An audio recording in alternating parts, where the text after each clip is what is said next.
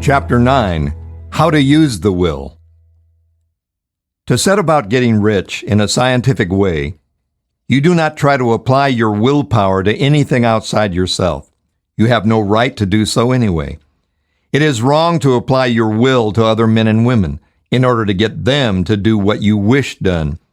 It is as flagrantly wrong to coerce people by mental power as it is to coerce them by physical power. If compelling people by physical force to do things for you reduces them to slavery, compelling them by mental means accomplishes exactly the same thing. The only difference is in the methods. If taking things from people by physical force is robbery, then taking things by mental force is robbery also. There's no difference in principle. You have no right to use your willpower upon another person, even for his own good, for you do not know what is for his own good. The science of getting rich does not require you to apply power or force to any other person in any way whatsoever. There is not the slightest necessity for doing so. Indeed, any attempt to use your will upon others will only tend to defeat your purpose. You do not need to apply your will to things in order to compel them to come to you. That would simply be trying to coerce God and would be foolish and useless, as well as irreverent. You do not have to compel God to give you good things any more than you have to use your willpower to make the sun rise. You do not have to use your willpower to conquer an unfriendly deity or to make stubborn and rebellious forces do your bidding.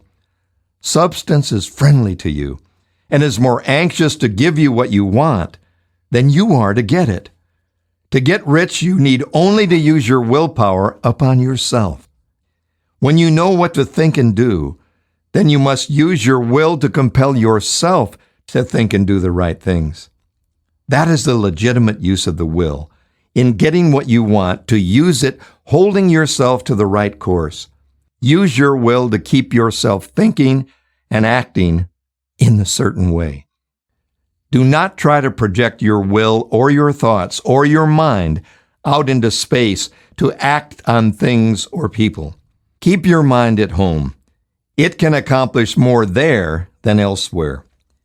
Use your mind to form a mental image of what you want and to hold that vision with faith and purpose, and use your will to keep your mind working in the right way.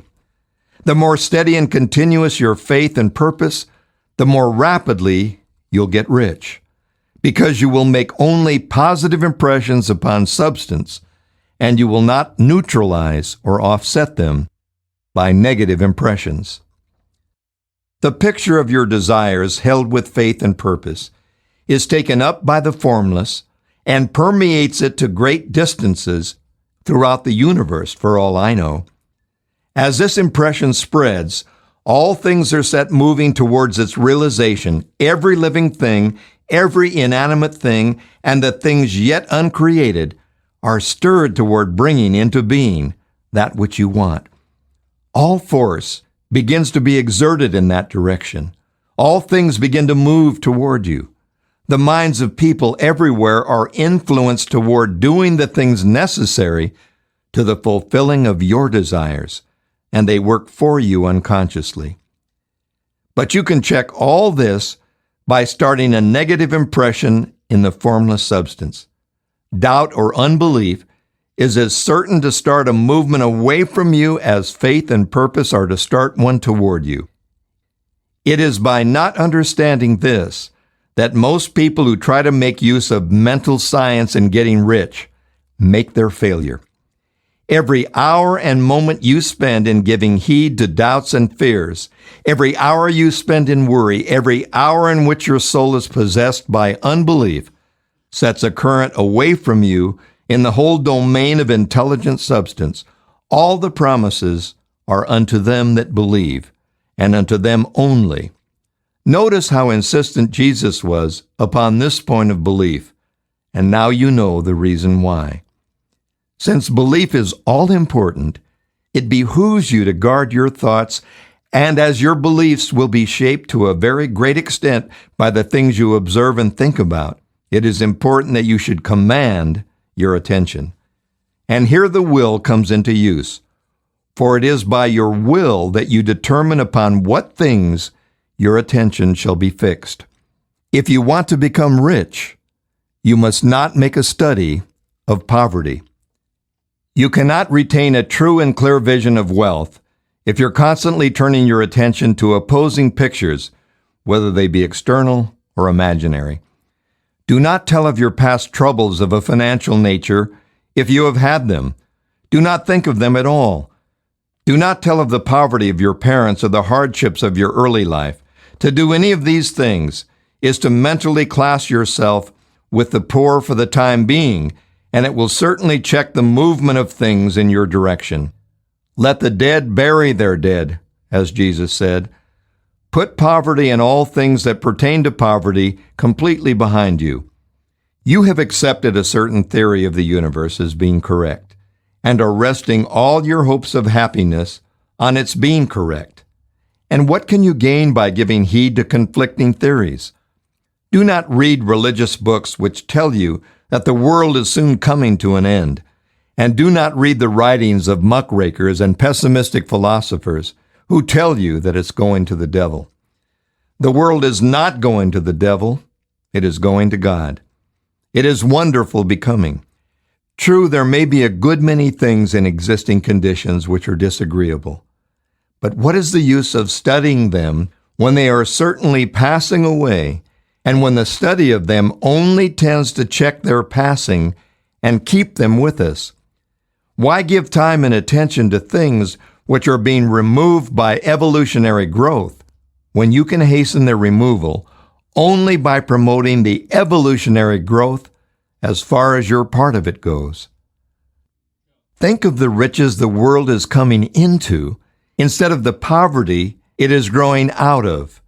And bear in mind that the only way in which you can assist the world in growing rich is by growing rich yourself through the creative method, not the competitive one.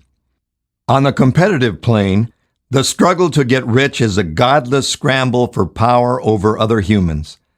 But when we come into the creative mind, all this is changed. All that is possible in the way of greatness and soul unfoldment, of service and lofty endeavor, comes by the way of getting rich, and all is made possible by the use of things. If you lack for physical health, you will find that the attainment of it is conditional on your getting rich. Only those who are emancipated from financial worry, or who have the means to live a carefree existence and follow hygienic practices, can have and retain health. Moral and spiritual greatness is possible only to those who are above the competitive battle for existence, and only those who are becoming rich on the plane of creative thought are free from the degrading influences of competition. If your heart is set on domestic happiness, remember that love flourishes best when there is refinement, a high level of thought, and freedom from corrupting influences, and these are to be found only where riches are attained by the exercise of creative thought without strife or rivalry. You can aim at nothing so great or noble, I repeat, as to become rich, and you must fix your attention upon your mental picture of riches to the exclusion of all that may tend to dim or obscure the vision. You must learn to see the underlying truth in all things. You must see beneath all seemingly wrong conditions the great one life ever moving forward toward fuller expression and more complete happiness. Listen to this book often. Keep it with you. Commit it to memory. And do not think about other systems and theories. If you do, you'll begin to have doubts and to be uncertain and wavering in your thought, and then you'll begin to make failures. Now this and the preceding chapters have brought us to the following statement of basic facts. There is a thinking stuff from which all things are made, and which in its original state permeates, penetrates, and fills the inner spaces of the universe. A thought in this substance produces the thing that is imaged by the thought. We can form things in our thoughts, and by impressing our thought upon formless substance, can cause the thing we think about to be created. In order to do this, we must pass from the competitive to the creative mind. We must form a clear mental picture of the things we want, and hold this picture in our thoughts with the fixed purpose to get what we want, and the unwavering faith that we do get what we want, closing our minds against all that may tend to shake our purpose, dim our vision, or quench our faith. And in addition to all this, we shall now see that we must live and act in a certain way.